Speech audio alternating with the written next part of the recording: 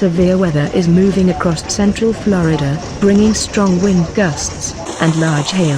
Some residents in Florida were surprised by a weather event on Tuesday that resulted in a large amount of hail falling in Lake County.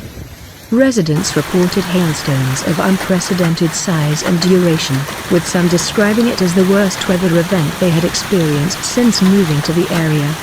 Some videos show that the hail comes in various sizes. Some are the size of corn kernels, and some are as big as golf balls.